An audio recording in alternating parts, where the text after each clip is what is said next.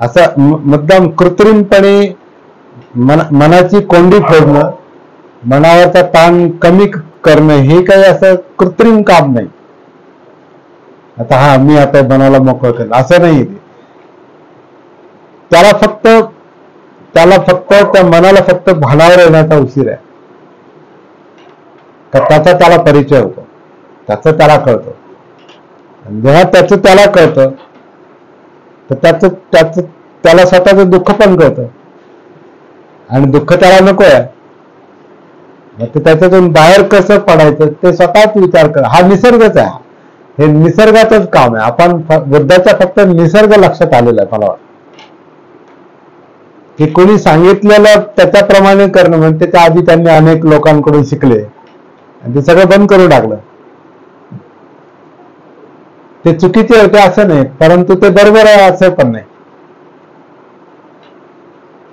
त्यांचे ते प्रयत्न आहेत की त्यांना असं वाटतं की नाही इथं लक्ष द्या, असं पहा, मग ते कळल. तर ते त्या निमित्ताने थोडं मन शांत होतं, स्थिर होतं, नाही असं नाही. पण संशोधन चालू राहिलं पाहिजे. ते संशोधन ते विषय संपला, ते ध्यान संपलं की जर परत आपण मूळ पदावर येत असू, नाही का, त्या गाण्यातल्या ध्रुपदासारखं परत पालुपत तेच, तर परत आपण जर जीवनातल्या मूळ पदावर येत असून तेच त्रास चालू असेल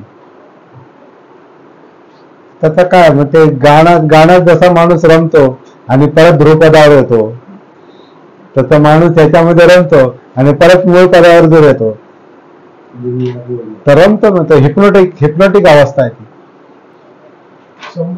संमोहित अवस्था आहे. संमोहन ही सतीच्या विरोधात आहे. संमोहनामध्ये पण फायदा होतो, कारण संमोहन विद्या पण काही लोक हे करून हिप्नोटाईज करतात लोकांना.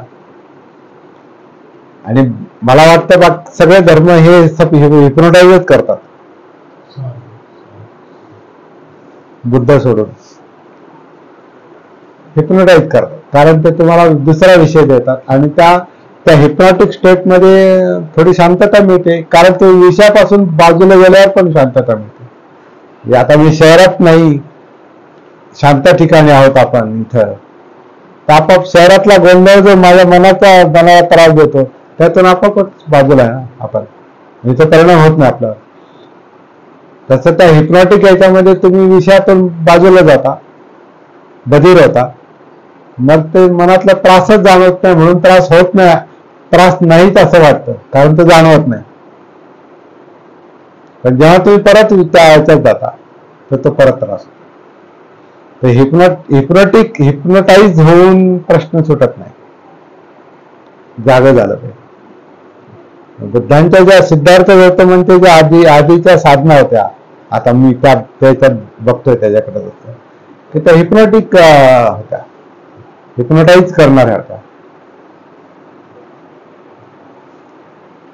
मग माणूस त्याच्यामध्ये रमतो, तासन तास, दिवस न दिवस रमतो त्याच्यात. तर कधी कधी इतकं रमतो की ते आता हे जगणं याला महत्वच नका द्यायला नको.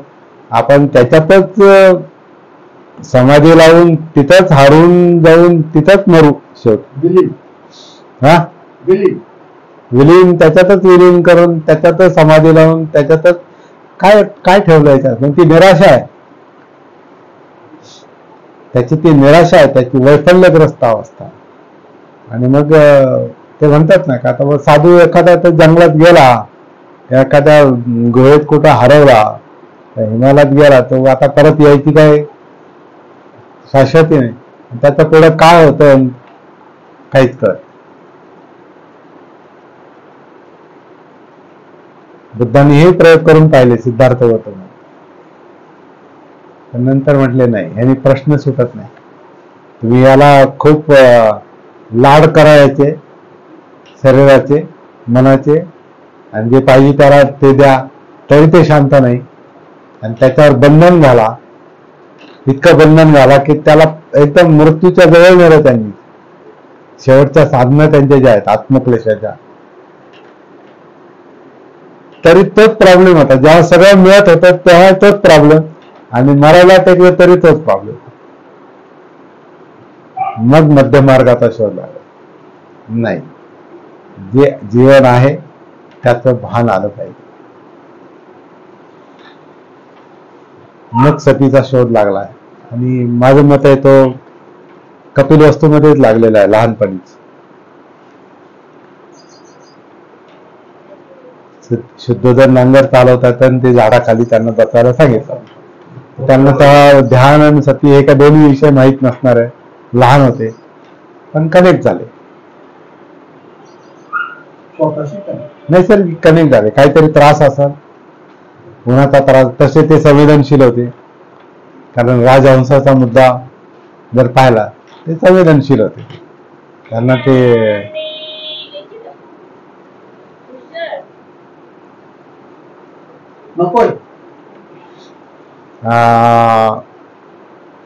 झाडाखाली बसलेत, बाल्यावस्था आहे पण संवेदनशील मन आहे. तर संवेदनशील माणसं लवकर याच्या जवळ येतात ह्या विषयात. बाबासाहेबांचं पण तसं. अस्पृश्यतेच्या प्रखर यातना त्यांनी स्वतःच भोगलेल्या होत्या. लहानपणीच केस कापले जात नव्हते किंवा पाणी दिलं जात नव्हतं, वर्गाच्या बाहेर बसणं, डब्याचा मुद्दा,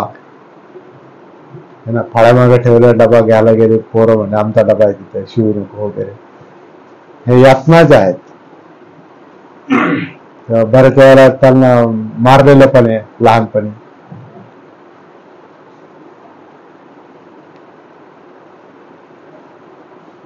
अशी माणसं प्रॉब्लेमचा लवकर विचार करतात जीवनाचा.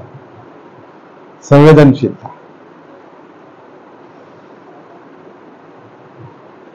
त्याला जर जागृतीची जोड असेल तर मग ते त्याच्यावर उपाय शोधतात. का आता याच्यातून कसं बाहेर आहे. मग हे अशी माणसं संशोधन करतात. आणि आपला कालचा जो मुद्दा होता बाबासाहेबांचा पहिलं भाषण, हा संशोधनाचा मुद्दा आहे की आपण ज्या समाजाचे घटक आहोत त्याची रचना अशी अशी बनलेली आहे. हा निष्कर्ष कसा काय निघाला? संशोधन. आणि ते संशोधन कशाच्या आधारावर? वाचून नाही, अनुभवाच्या आधारावर. म्हणजे अनुभव हाच महत्वाचा मुद्दा आहे. म्हणजे जाणवलं पाहिजे, अस्तित्व जाणवलं पाहिजे. तर हा सतीचा विषय आहे.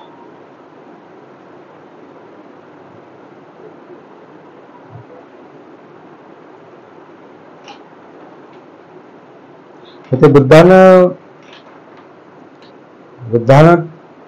बुद्धांना जो सतीचा मुद्दा बुद्धगयेत सापडला, बुद्धगयानंतर झाली गया, तर तो जो मुद्दा सापडला बुद्धांना, त्याची सुरुवात ती कपिल वस्तूमध्येच होती. त्याचीच आठवण त्यांना बुद्धगयेत येते.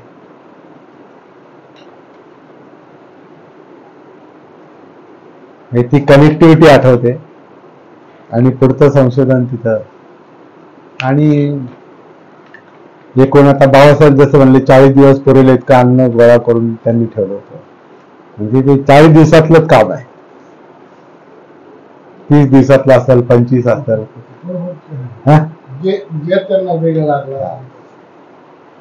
कारण कसं आहे, तुम्हाला इथं ऍक्च्युअली यांत्रिकपणे मेकॅनिकली असं काहीच करायचं नाही. यांत्रिकपणे असं करायचं आणि तसं जे आहे ते पाहायचं. यथाभूत ज्ञान दर्शन, जसं घडतंय तसं पाहणं. तर श्वास कसा काय घडतंय, हार्ट बीटिंग मध्ये काय घडतंय, सर्क्युलेशन मध्ये काय घडतंय, ब्रेन आणि ब्रेन मधून चालणाऱ्या ज्या हे करंट्स आहेत, इलेक्ट्रिक करंटच आहे तो. माणसाला शॉक का बसतो? कारण करंटला करंट कनेक्ट होतोय. लाकडातून करंट वाहत नाही म्हणून लाकूड तुम्ही हे केलं तर नाही करंट आहे, पण डायरेक्ट बोट लावलं तर करंट शॉक. कारण करंट आहे तो, आपलाच करंट आहे. तर हे ब्रेन आणि हे जे आहे ते इलेक्ट्रोकेमिकल, इलेक्ट्रोमॅग्नेटिक किंवा असं ते हे आहे, इलेक्ट्रोकेमिकल करंट्स आहे, ते प्रवाह आहे. तर तुम्ही ते आपापच त्याच्यामध्ये कनेक्ट होता. तर कुंडलिनीचा जो मुद्दा मगाशी मी करत फोन आला आपला, तर असंच काहीच आहे. मग त्याला माणसं लगेच नाव देतात, हे चक्रण ते चक्रण ते चक्रण. तर ते त्याला नाव देण्यापेक्षा ते डायरेक्ट बघा का ते दिसतंय, बघा म्हणण्यापेक्षा ते दिसतंय, तेच लक्षात घ्यायचं. आणि एकदा ते सगळं टोटल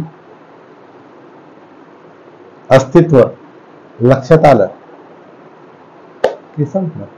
मन प्रश्न पण लक्षात घेणार, मन त्याच्यावर उपाय पण शोधणार आणि स्वतःच मुक्त होणार. जागृती सती हा सेंट्रल पॉइंट आहे.